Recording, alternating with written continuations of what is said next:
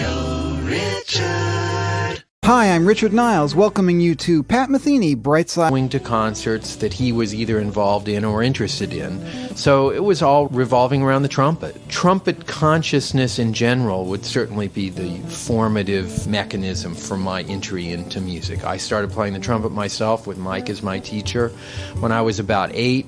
There was also a moment in the 5th grade where they bring this machine into the school and they play like a very low pitch and a very high pitch and say which one is higher, and then they gradually bring the pitches together. For me, it was sort of like, well, that first one, that was definitely higher than that next one. And I ended up getting, even when they got to the point where it was very close together, I got a really high score. In terms of my own personal sense of success in music, I remember feeling like, wow, that's pretty cool. And your parents were musical as well.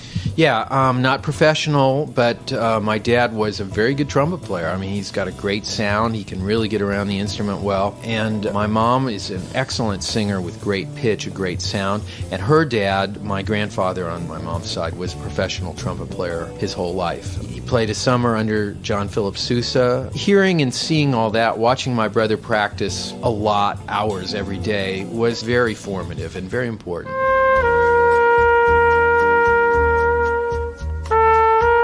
I wondered what Pat must have been like as a kid, and Pat's brother, the wonderful trumpet player Mike Metheny, who you're listening to now, was nice enough to tell me. Pat was very focused as a kid, especially when music became an important part of his life, probably around the age of 10, and that was in the year 1964.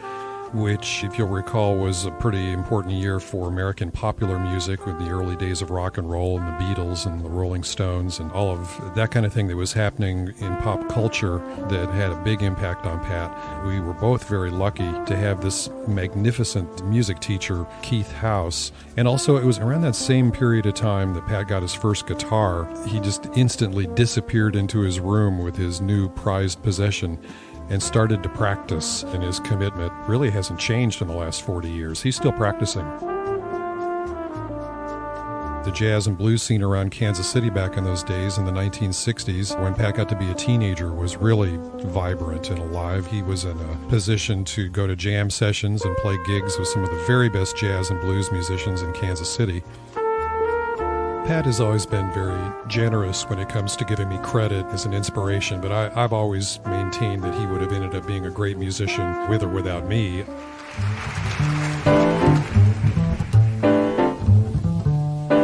Beyond his family, Pat's clearest musical influences were Miles Davis, Wes Montgomery, and the Beatles. It all kind of kicked in for me right around 1963, 1964, which of course is when the Beatles and everything kicked in. And the guitar suddenly appeared in the panorama of all things that a kid might be interested in as a very significant cultural, iconic figure of something manifested in this incredible interest in the Beatles. That just kind of coincidentally intersected for me with prepubescent angst and all that stuff that starts to kick in when you're 10 or 11 years old. And kind of ironically, that was also a very interesting moment in time for world culture. I mean, literally, that's the moment that the world shifted from black and white into color. And for me, it was a literal thing. Along with that comes a certain amount of natural wanting to make yourself distinct from the world around you in the form of rebellion or whatever. And the guitar became something like that for me, because the truth is, the last thing on earth my parents, my brother, anybody would have ever wanted me to do would be to play the guitar.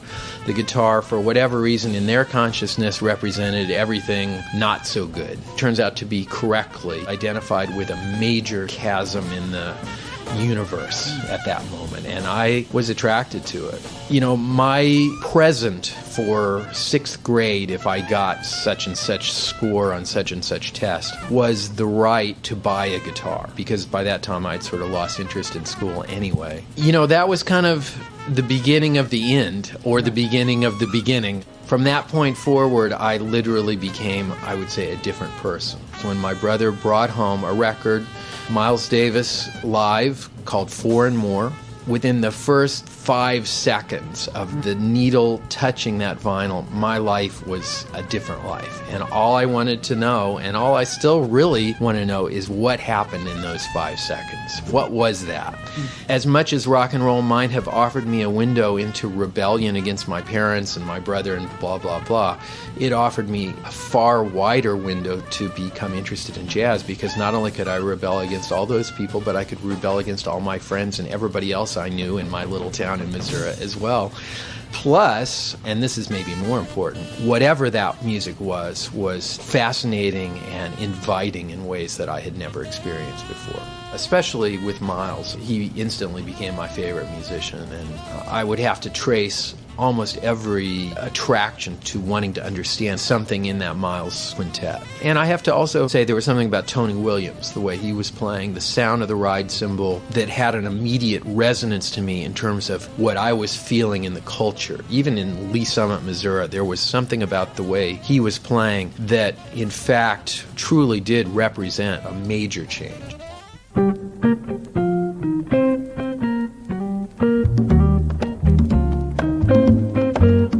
Hearing Wes Montgomery was another massive, major change for me. There was a quality that Wes's playing had that was very much like the way Miles's music affected me and made me want to just listen to it again and again and again and again and again.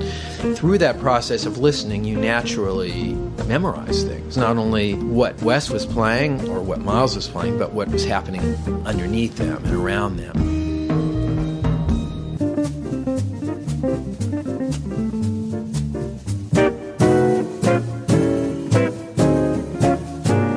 There was one Wes record in particular called Smokin' at the Half Note. That record became an incredible touchstone for me.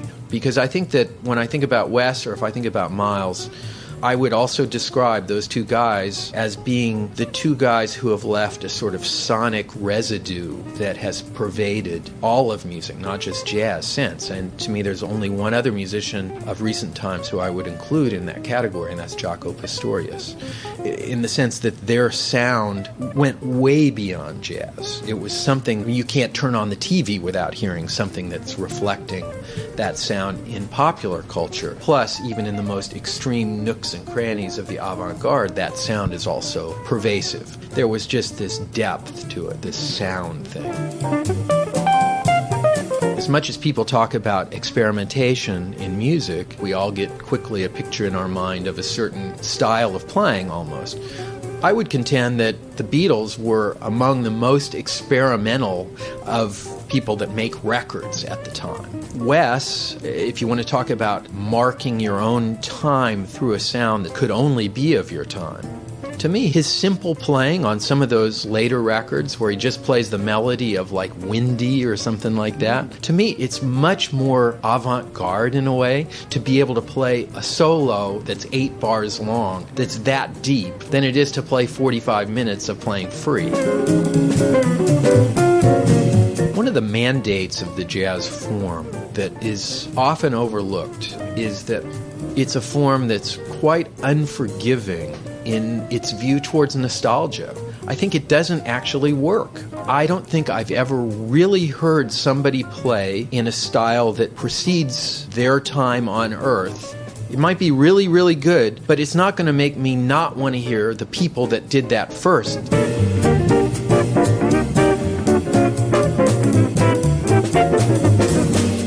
I've always tried to embrace what I love and what I feel around me now. That was true early on. And in fact, part of the reasons that I started to write tunes was because there was a way I wanted to function as an improviser that I was not able to really do playing on a blues or playing on a standard. I could play in those settings and it was fine and still fine. I still enjoy doing that.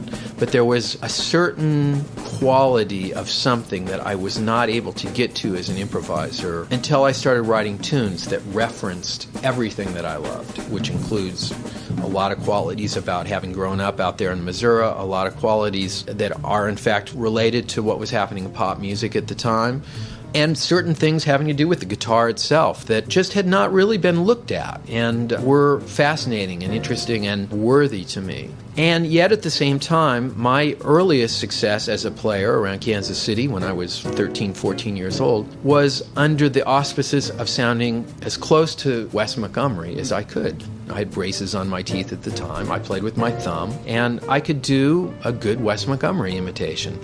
The sense of acceptance and applause and sort of getting house and all that stuff that comes with that, even at a pretty early stage, there was something about it that bothered me. I knew, as much as I enjoyed stepping into that guise, it wasn't really what I had to say. And there's another, maybe more important part of this, which is I love Wes so much. I realized that, in fact, it's kind of disrespectful to sound like somebody that much.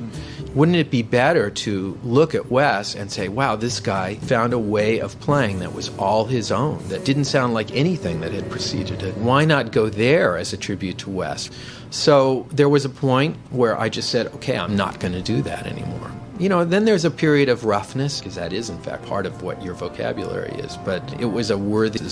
I also realized I was basically illiterate. Since I was in the 6th grade, I was just practicing 10 hours a day and playing gigs. And I had faked my way successfully through school with the help of a couple girlfriends, but there was no way I was going to be able to fake this. It coincidentally happened that same night, I heard for the first time Jaco Pastorius, who was a musician around town. I'd heard about him. He'd even been in Kansas City, and I'd missed him playing with Wayne Cochran a few months before that, but people in Kansas City were buzzing about him, and I was like, well, I got to go check this guy out. And it was everything that it could ever possibly have been and more. And we instantly became very close friends and started to do things together immediately. Dr. Lee came back to me and said, okay, we want you to teach. The University of Miami had just opened up their doors to electric guitar as an actual instrument. And I did, at that point, have a lot of experience as a player.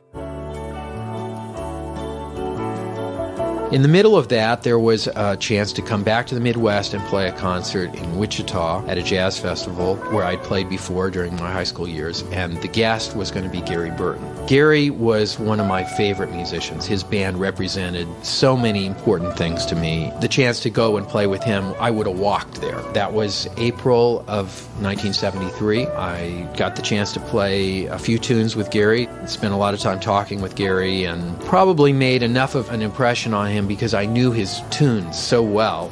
It would probably be like that for me if some kid came up and could play The Way Up in its entirety. I would certainly notice that. Gary then offered me the chance to move to Boston and teach at Berkeley, which I did. That's where I met you. January 74, right? Absolutely right. Grammy-winning vibraphonist Gary Burton described meeting Pat. Pat was 19 years old, and he walked up to me and asked me if he could sit in. And he came up and asked me if I had any advice afterwards. And I suggested that he should move to a city where there was an active jazz scene. He decided he would come to Boston. And he spent quite a bit of time just following me around. And he was a keen observer. I noticed this right away, soaking up everything that was going on. And I think that's one of the secrets of his early success. He was a terrific learner.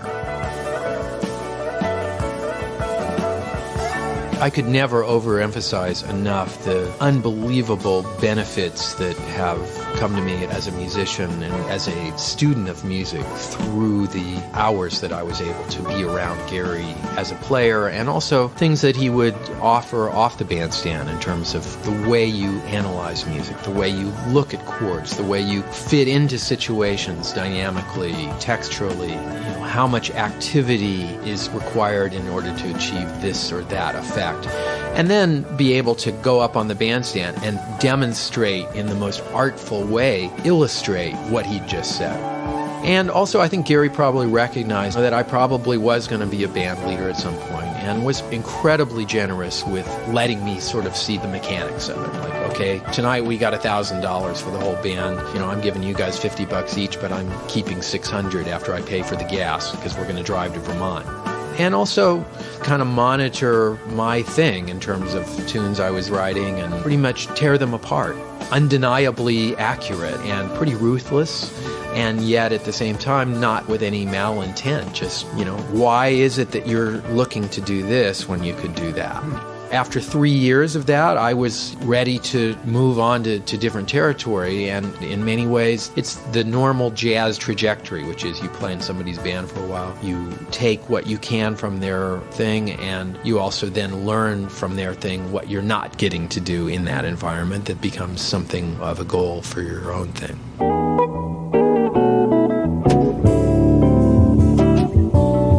Through Gary, I was invited to make a record for ECM, which was an unbelievable opportunity. And I felt like, well, if I'm going to make a record, it may be the only record I ever get the chance to make. So I really want to make sure that it's an accurate statement about what I really believe.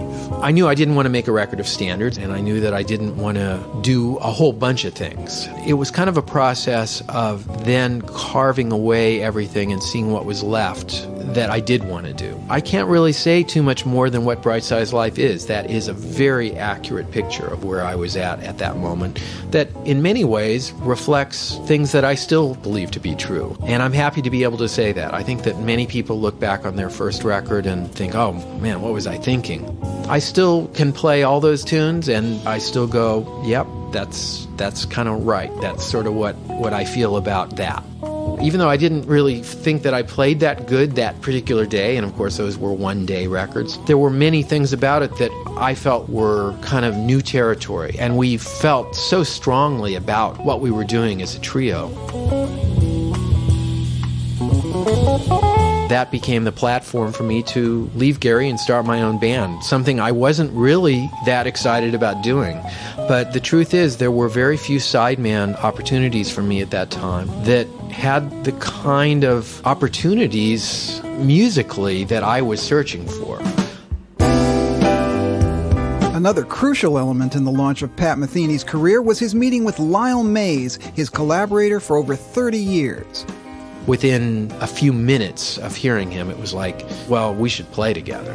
That's one of those things where you recognize a brother or a kindred spirit immediately. And much like with Jocko, we hooked up very quickly. And literally, I can remember the first notes that we played together. And whatever the core of the Pat Metheny group sound is and has been ever since then was there. It was there in the first 4 bars. As much as people think we've really worked something out, a lot of it is just the way we play together. And that became and is still a fundamental platform of what the group is. The group has always been a real great spot for investigation, research. And the kind of collaborative work that Lyle and I have done often is sort of in a very blurry area between composition and arranging, where we're taking material and sort of processing it through our individual and collective sensibilities to where we're really kind of asking the material, what can it be? What else can it be? There's a certain point when we're working together where I couldn't really say, this is me and this is Lyle. It's us and it. And we're interviewing it, and it's telling us things, And we rarely disagree about what it should be. And at the same time, we have different strengths with a huge amount of overlapping. We have a lot to talk about. We've always had a lot to talk about, and we continue to have a lot to talk about. Well, how was it for you, Lyle? Now, it was exciting because I thought I heard in the first few notes that I heard him play a sensibility that I could really relate to. We have a shared aesthetic in so many areas on so many levels. There's never really been a pattern. The process is continually evolving, which may be part of the secret to its longevity. It stretches from complete independent development of material that then is presented to the other person to sitting down as close as we are, hammering out note by note what a passage is. There have been many other notable collaborations in Pat's career with Charlie Haydn, Ornette Coleman, Michael Brecker, and Jim Hall. His most recent was with pianist Brad Mehldau, which resulted in 2 albums and a tour. When I first heard Brad, I literally almost had a car accident. It was sort of everything that I had been hungering to hear from a young musician. All the things about melodic development and playing with that kind of great time and imagination, and mostly having such a strong point of view of music that was rendered with all this artistry was just what I had been hoping somebody was going to come along with. It's so rare to get somebody playing that instrument with such a unique, modern, and innovative conception. I recognized right away in Brad that he was shooting for and achieving many of the ideals that I had set for myself. Between the two of us, we had 24 pieces of music to record. It just kind of worked out that we ended up with 12 tunes that were duet tunes, 12 that were quartet tunes. And we've recently been touring. It's been incredibly exciting and I think really successful musically, and an incredibly enriching experience in my life as a musician.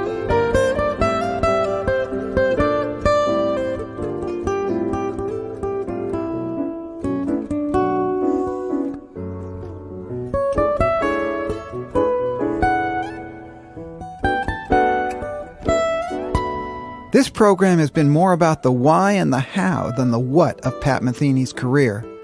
Although the public only sees the end result, the recordings, the concerts, and the awards are only the facts of his accomplishments.